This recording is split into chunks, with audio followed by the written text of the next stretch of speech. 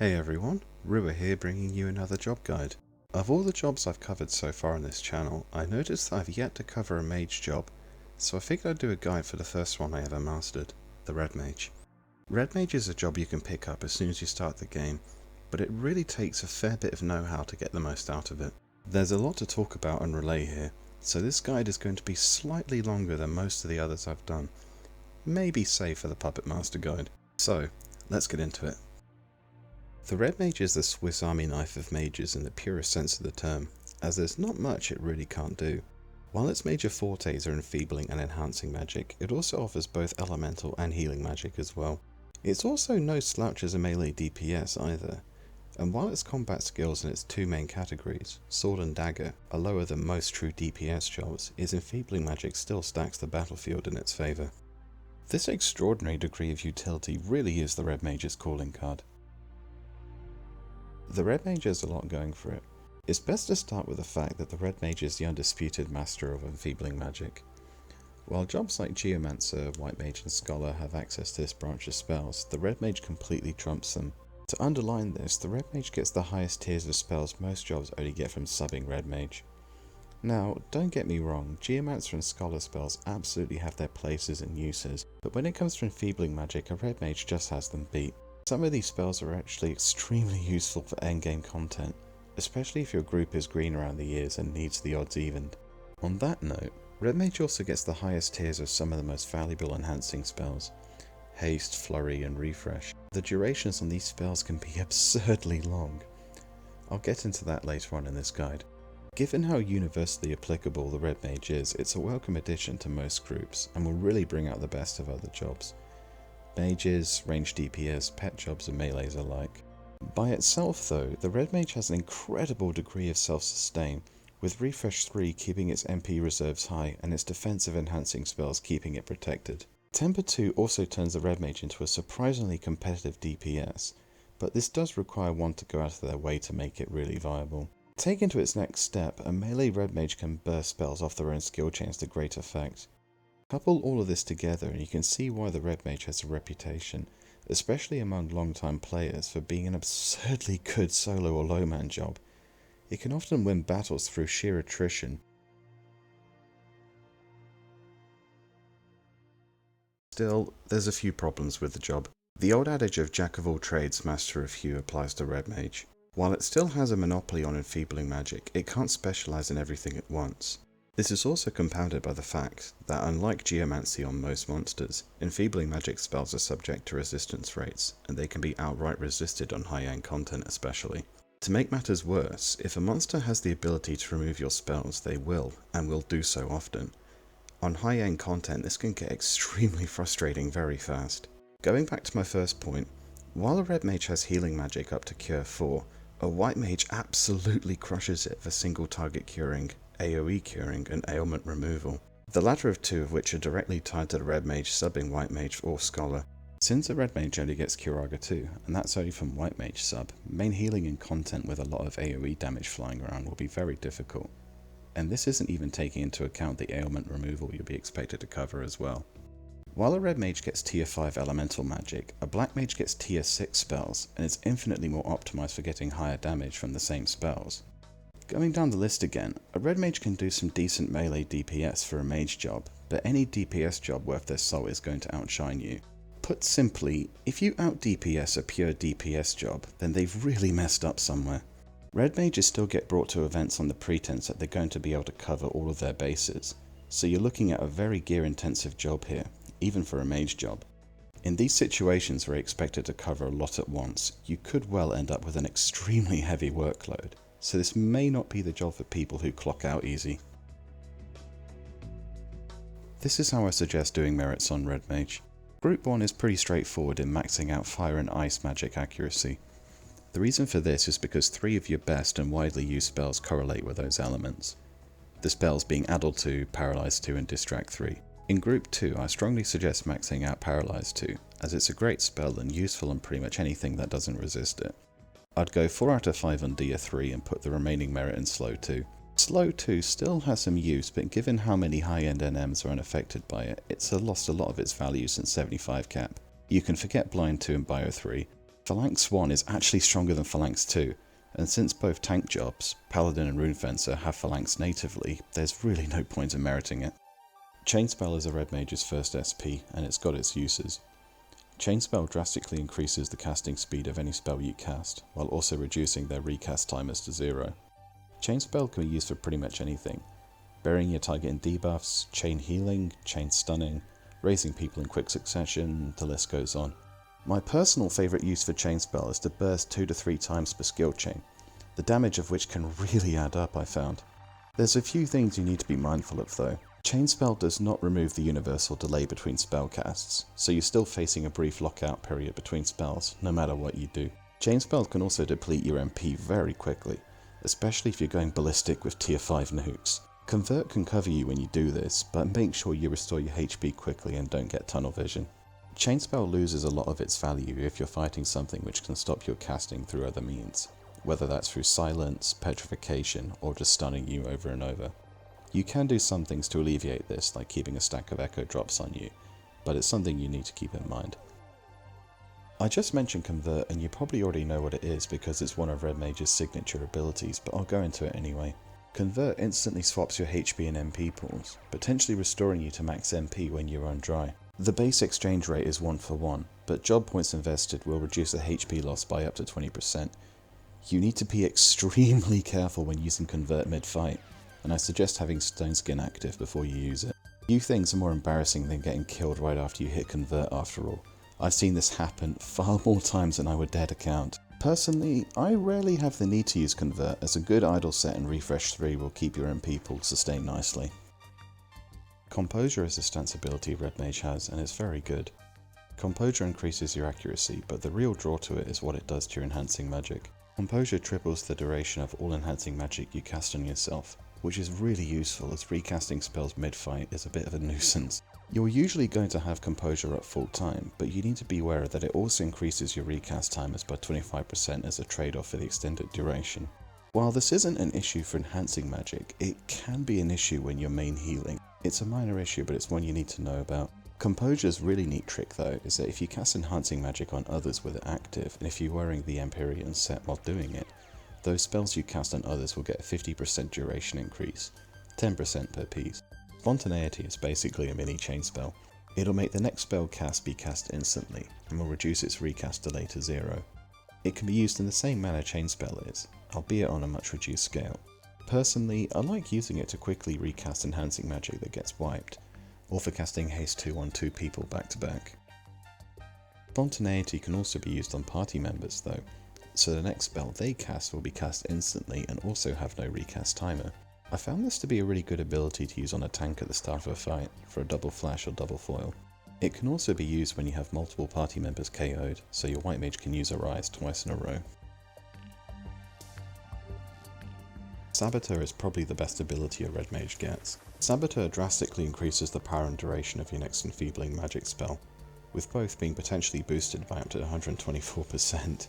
Saboteur debuffs can absolutely cripple a target, resulting in some absurdly powerful effects. On that note, you need to decide which debuff to actually use with Saboteur.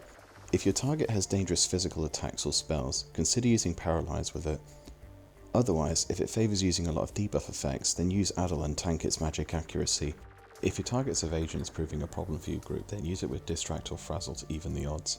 Saboteur's effect is unfortunately heavily reduced on NMs, and enemies which check impossible to gauge like in Dynamis, but the effect is still great, it's just not completely insane. Saboteured spells can still be resisted, but there is a trick you can use to reduce the odds of this happening. I'll show you how to do this later on in the tips section.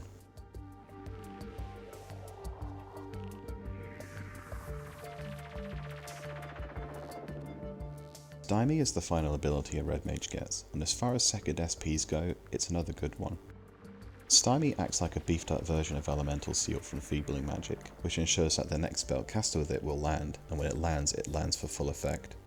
Stymie cannot bypass innate resistances if the target has a complete immunity to the spell you're casting, so it can't be used to sleep something which has a complete immunity to sleep, for example. Stymie will also completely bypass resist traits monsters may have. If you don't need to use it as a clutch ability, you can use it to land Frazzle on your target to make it easier to land further Enfeebles.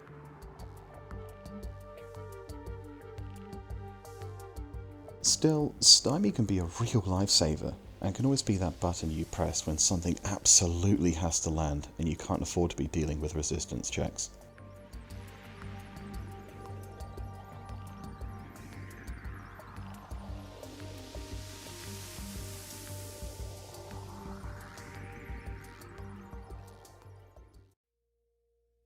We've now come to the tips, tricks and tactics section of this guide.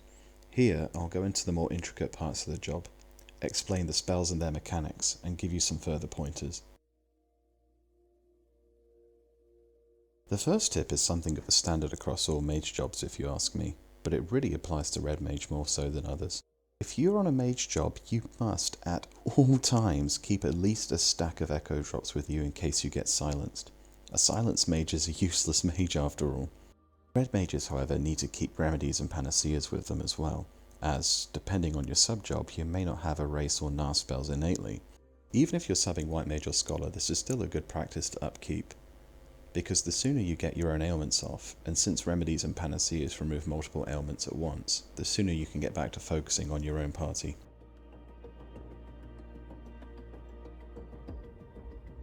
This is something I see catching new players out quite often. You actually need at least 2 different sets for enhancing magic spells. One geared towards enhancing skill, and the second geared towards enhancing duration. Some spells you get have their potencies determined by your enhancing magic skill at the time of casting, while others have a static potency and benefit a great deal from increased duration. You need to know which spell should be cast in which set, and I'll go over them now. In the first set, you're aiming to get as close to 600 enhancing magic skill as you can, but you'll probably need cap job points to reach it. The spells you want to use in this set are Protect, Shell, Phalanx, Aquaveil, Stone Skin, Enspells, Bar Spells, Gain Spells, and Temper.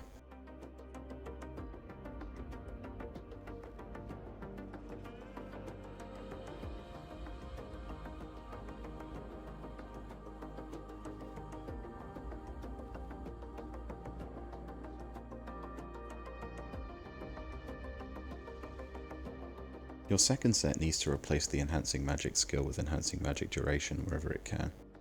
This is actually very easy to do, as most of the pieces you'll use are either Artifact or Empyrean. You can use Telching pieces as well, but if you don't want to pray to RNGesus for the augmenting game, then these pieces will suffice. You can get some extremely long durations on your spells, and it absolutely will make your life easier when you're setting up a buffing cycle. The spells you want to cast in this set are Haste 2, Flurry 2, and Refresh 3. You'll also want to swap out duration pieces for refresh potency pieces in the refresh set. Having these spells last so long makes your life a lot easier as well, in the sense that they're pretty much cast and forget. If you're recasting enhancing spells on yourself during battles, then that's a DPS loss for yourself. Your party members being safe in the knowledge that their haste and refresh spells aren't going to wear off in a few minutes will also save you a huge headache.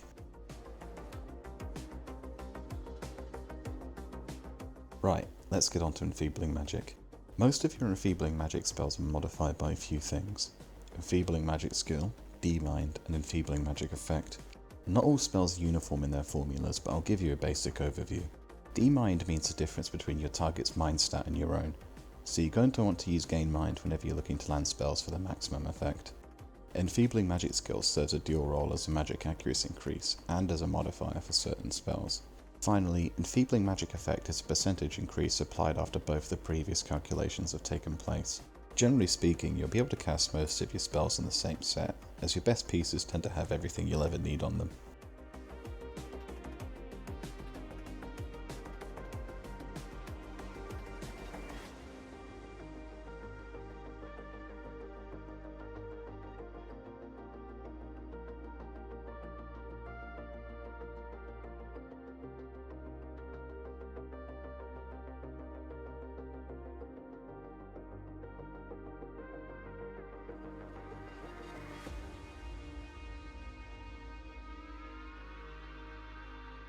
You'll usually want to open most of your fights with Frazzle 3 if the target's a higher level than you, or if it's just particularly evasive to magic. There's a neat trick you can use with Frazzle, which I'll show you now. The trick is that the tier 2 versions of Frazzle and Distract are both overwritten by their tier 3 versions. This means you can open with Frazzle 2 to lower your target's magic evasion, and then follow with Saboteur Frazzle 3 to override that with a much better chance of not getting a partial or full resist. With the Saboteured Frazzle or Distract 3 on your target, you can really go to town on it.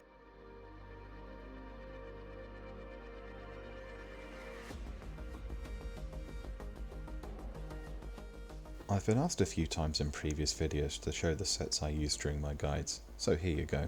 Here's the set I use for most of my Enfeebling Magic spells. Now, my set isn't the best it could be, but I think it's fairly achievable for most players. The Regal Gem typically ends up on the floor on most OU runs, so tag along if your Link Shell is doing a few and see if it's going free, which I've found it usually is. You only have to enter Dynamis Divergence to unlock the +2 Relic Head and Feet, both of which will serve you very well until you can +3 them. The Empyrean Body and Hands are easy as heck to get, and I honestly can't wait until those can be +2'd and +3'd. Like I said, your set will inevitably end up covering most of your bases. You may need to make a completely separate set for a spell like Poison 2, which is completely modified by Enfeebling Magic skill, but that's not an essential thing to have. Before moving on from Enfeebling Magic spells, you need to know about the different stages of resistance, and about Immunobreak as well. You'll get one of 3 messages when you cast an Enfeebling Magic spell. The first tells you that you landed your spell, the second tells you that your target resisted your spell, but it's not immune to it, while the third tells you that not only did your target resist your spell, but it is completely immune to it. If your target is not completely immune to your given spell, but does resist it, then there's a chance that an Immunobreak will occur. An Immunobreak will lower your target's resistance against further casts of that spell, until the spell lands and the counter is then reset. You'll notice this especially with monsters which have resist traits, like Mage here. Immunobreaks are not guaranteed, but their chance increases with higher levels of magic accuracy in your casting set. Also, using the Chionic Hose in your set, which I highly recommend by the way, will double the rate that Immunobreaks reduce your target's resistance. Immunobreak is not exclusive to Red Mage, but it really is the best job for breaking through a monster's resistances through it. Back in the day, Geomancer used to be better than a Red Mage at doing this, but the addition of Frazzle 3, the nerfing of Geo Langor, and the adjustments to monster magic evasion really tilted the scales in Red Mage's favour. I'll go over some pointers on subjob selection now. Personally, my go-to subjob for Red Mage is Scholar. Scholar sub can cover most of the bases when healing, but it can't cover all of them. Addendum White will get you access to Erase and the Gnar spells you'll need when supporting a party, but you don't get access to Curaga 2, which you would from subbing White Mage instead. If you're primarily in a group for healing, then you may want to sub White Mage for Curaga 2 alone, because a Session Cure 4 just isn't going to cut it. A Session Cure 4 is dangerous because a session increases the recast timers of the spells you use with it, and if you use this with Curaga 4, your highest tier cure, this could be very dangerous. A session also won't work with Haste 2, which is a bit of a slap in the face considering that Summoner gets Haste 2. A session does work on Phalanx, Aquaveil, Protect and Shell though, all of which can be a great help to your party, and it'll also make your life a lot easier.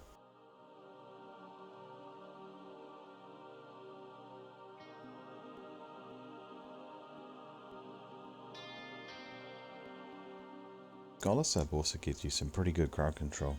Manifestation makes your next black magic spell AoE, and coupled with Red Mage's Bind, Gravity, Break and Sleep spells, this can really save the day.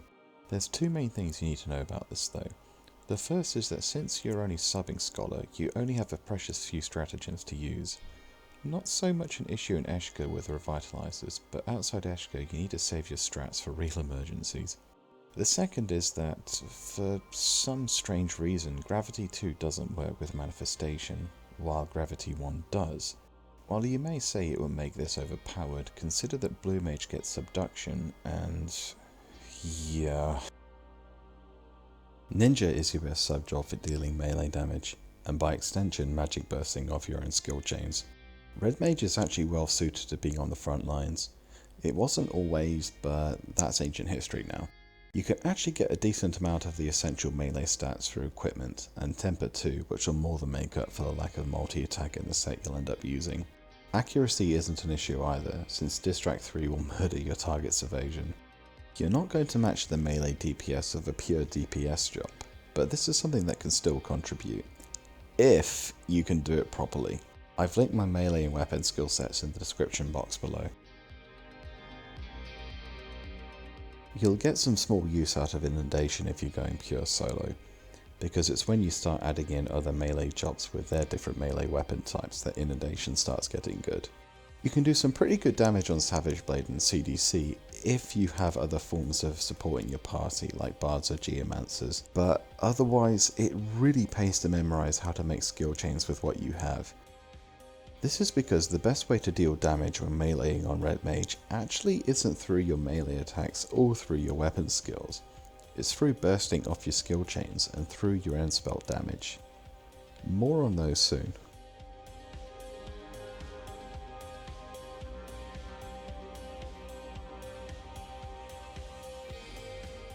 Again, and I really have to emphasize this, you'll really notice that your magic bursts will overtake your melee and weapon skill damage when you're fighting solo. This is because you're still heavily attack starved as a red mage, so when you're in a group you have the opportunity to close the defense gap when you have other buffs helping you out, whether that's minuets from Bard, Chaos Roll from a Core, or Geofrailty from a Geomancer. Something that you'll need to watch out for still is that tier 5 nukes will blaze through your MP, but with refresh 3 and the occasional convert you could just keep going and going.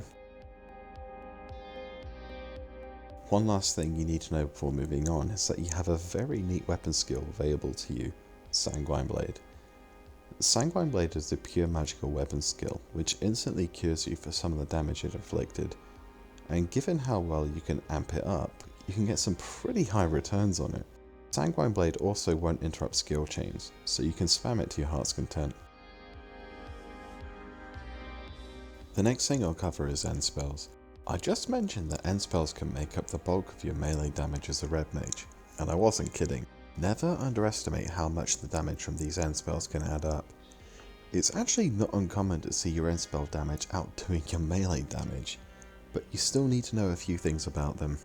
Firstly, Enspell damage is calculated by your enhancing magic skill at the time of casting, but it's also enhanced by equipment which specifically does so. Secondly, Enspells proc on every single hit of your attack round, so the higher your multi-attack rate is, the better the damage return will be.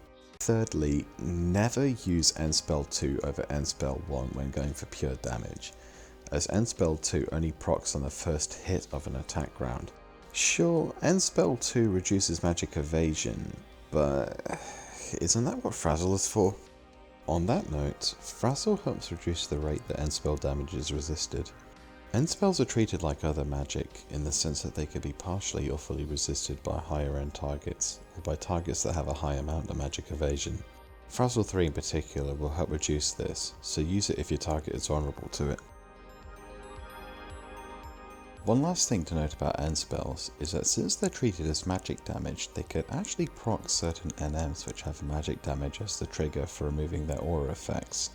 This could really help on targets which could normally take a lot of cast to get through, but since you're attacking at the rate you are with the Enspell damage you're doing, you'll often find that you remove these effects before you know it. It's down to you to pay attention to what element of Enspell you need to be using though, so keep your wits about you.